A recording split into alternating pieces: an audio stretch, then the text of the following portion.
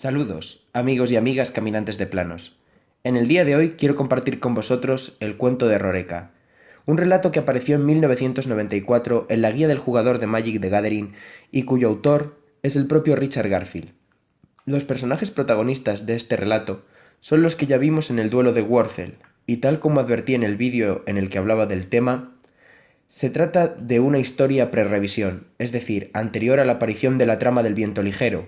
Aún así, ninguno de los sucesos que se narran en este relato va en contra del canon actual de la historia de Magic, y el plano en el que se desarrollan los acontecimientos apareció de hecho en Plane Shift 2012.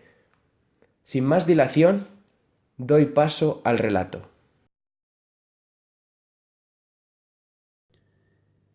El plano Ergamon no le impresionó con sus picos colosales y fauna exótica.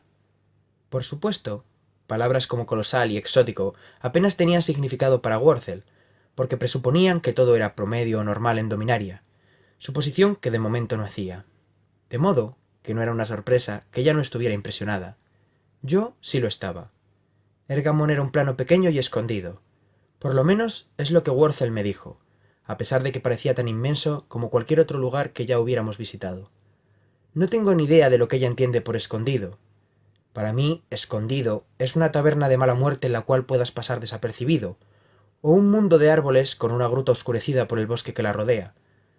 Para alguien que tiene diferentes formas de ver y viajar entre mundos como Worcel, tal vez los planos puedan estar escondidos de algún modo. Pero, ¿qué puede oscurecer la visión de un mago que puede ver entre los planos? ¿Algún tipo de plano boscoso?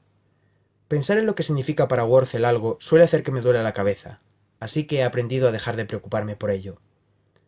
Nos encontrábamos en el fondo de un barranco, entre dos de las montañas de Ergamon. La brisa era seca y estaba sutilmente perfumada. La base de las montañas unía el barranco con una ladera negra manchada con los surcos de arroyos goteantes. A unos 100 metros del barranco podíamos ver el nacimiento de un río. Worcel estaba examinando las ruinas de una estructura construida con brillantes rocas negras.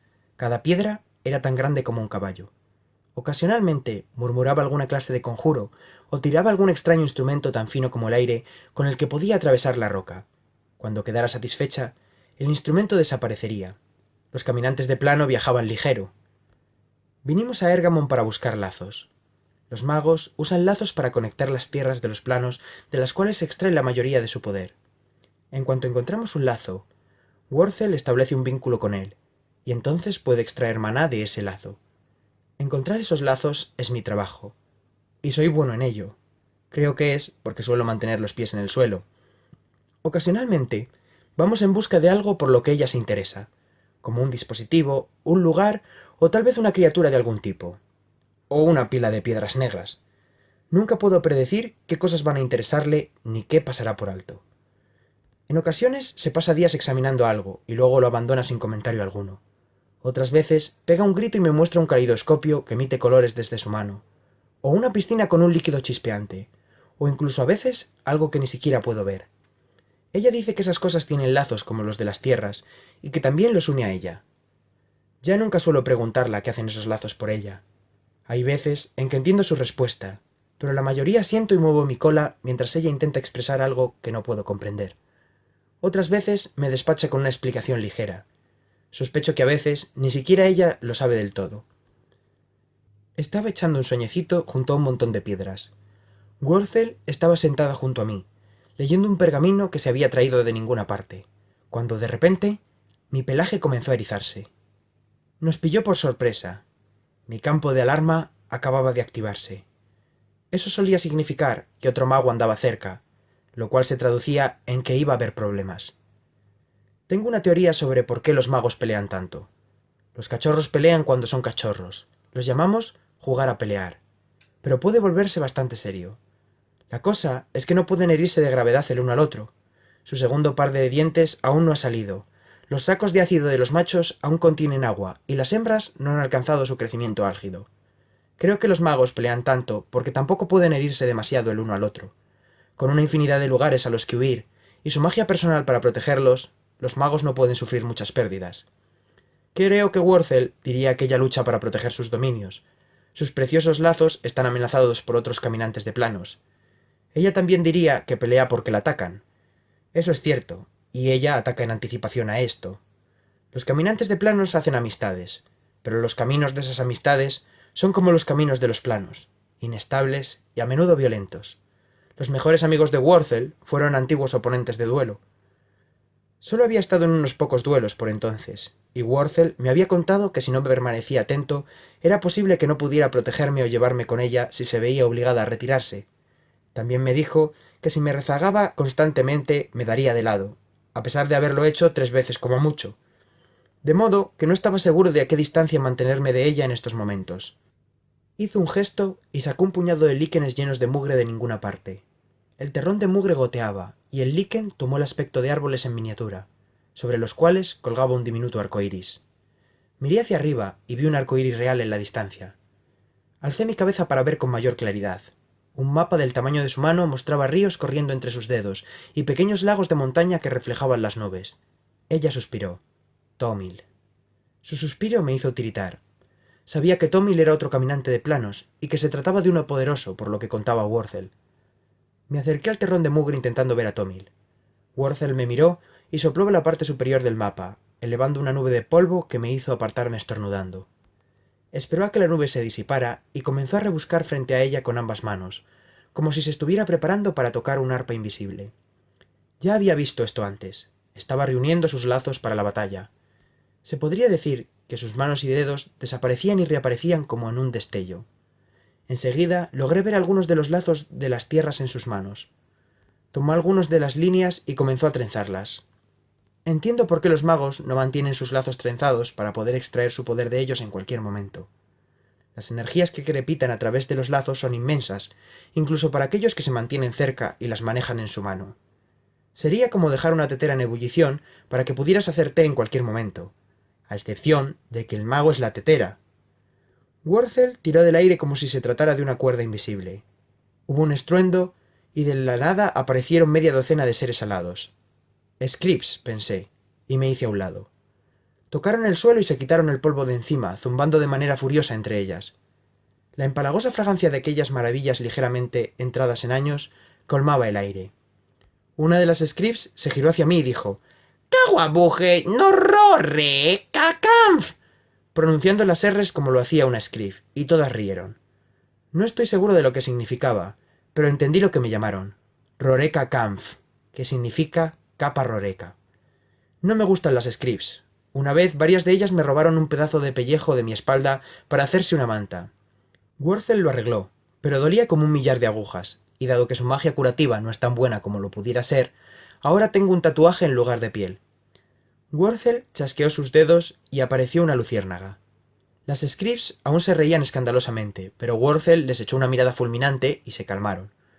Worzel ondeó su mano y la luciérnaga se fue a toda velocidad mientras las Scripps la seguían. La luciérnaga guiaría a las Scripps a donde Worzel quisiera enviarlas. Esperaba que no regresaran, y las Scripps raramente lo hacían. Worzel arrancó el aire con la mano nuevamente, y esta vez apareció un oso de ninguna parte, trayendo consigo el frío y húmedo aroma del bosque profundo. Se levantó brevemente sobre sus 2 patas, volvió a posarse y sacudió su hocico ante nosotros. Tras eso, apareció de repente otro oso. Los osos siguieron sus propias luciérnagas. No hay osos ni Scripps nativas de Ergamon, pero dado que Worzel no tenía lazos con las criaturas locales, debía llamarlas desde otros planos. Me di cuenta de que Worzel tenía un lazo azul en su mano que aún no había movido. Esperaba que no tuviera que trenzarlo, por lo que eso significaría. En el último duelo fuimos asediados por serpientes marinas, las cuales habían conseguido el acceso al plano que ocupábamos a través de un lazo con la tierra, según Worzel. Todo lo que sé es que cuando tenía que trenzar el lazo, era porque de repente el mundo tenía titánicos dientes con sarro y unos fríos ojos negros tan grandes como yo mismo. Observé los lazos de las tierras que había trenzado, varios lazos verdes y uno rojo. Los lazos verdes eran de donde procedían las Scripps y los osos. El lazo rojo podría tratarse de los destellos y truenos que venían de la distancia. Pude ver la manera en que el lazo rojo se tornaba en un color más oscuro y cómo crecía brillante, al compás del sonido del trueno, como una arteria llena de sangre. Me preguntaba lo que estaría haciendo ese Thomil cuando Worzel pegó un agudo suspiro. «Magia negra», la escuché murmurar con una mezcla de sorpresa y decepción. Entonces se oyó el sonido de un estallido procedente del peñasco más cercano, un sonido que me hizo tiritar acobardada, el lamento de un oso siendo atemorizado hasta morir. Me vi a mí mismo aullando antes de recobrar la compostura. Worthel parecía sombría, pero no articuló palabra alguna, pues estaba concentrada en sus lazos. Pude olerlo antes de que se pusiera la vista en el barranco. Algo podrido. Incluso parecía que Worthel había notado el hedor durante un momento. Las criaturas comenzaron a arrastrarse por la ladera hacia el claro en el cual nos encontrábamos. No podría asegurar si avanzaban a 4 patas o a 2, o tal vez solo 3. Solamente podía asegurar que aquellas bestias ya no estaban vivas, sino que simplemente se movían. Avanzaron con paso cada vez más rápido hasta que se detuvieron. Los muertos vivientes rechinaron los dientes y clavaron sus garras en las barreras invisibles que los mantenían a raya. Worthel no pudo contener los signos del dolor que sufría al tratar de cerrar la grieta. Para ella, repeler aquellas cosas decadentes por sí sola era muy costoso. —¿Dónde estás, condado Cabralin?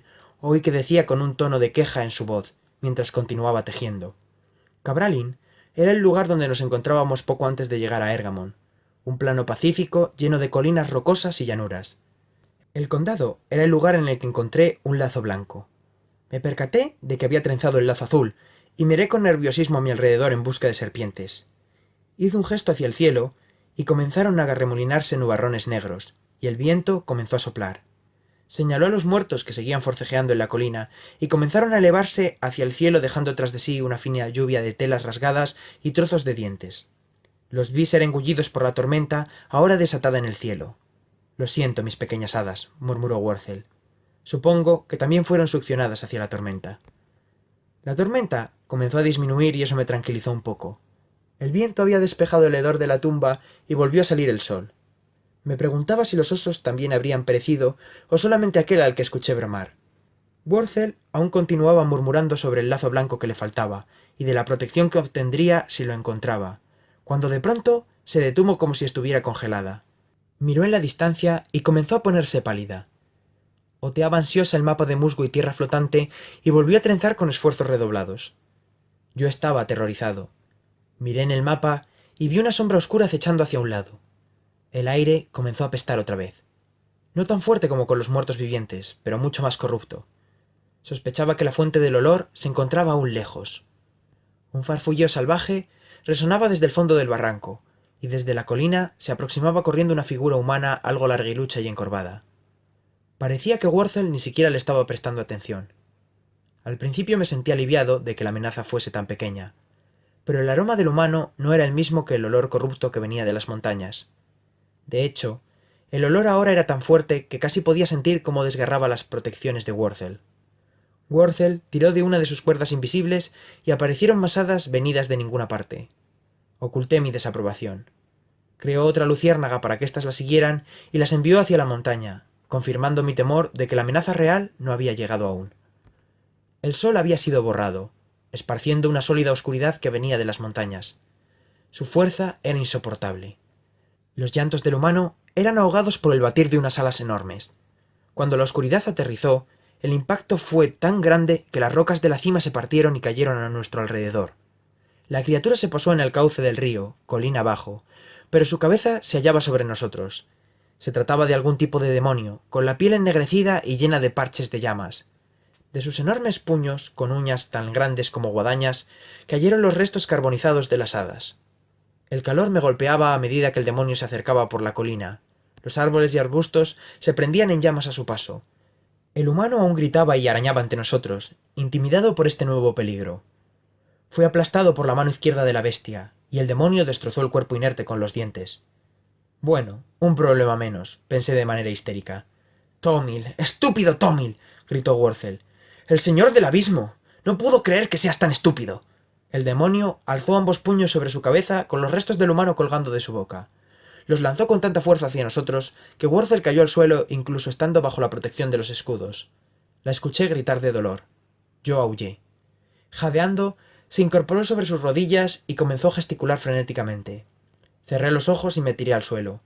Tal vez el señor del abismo no se fijara en mí. Tampoco es que importara. Si Worthel moría, yo sería tan útil como si se hubiera ido a cualquier otro lado. Me preguntaba a cuál de nosotros se comería primero el señor del abismo. Pude escuchar a Worthel tras de mí, mientras murmuraba algo en un último y desesperado intento de luchar contra el demonio.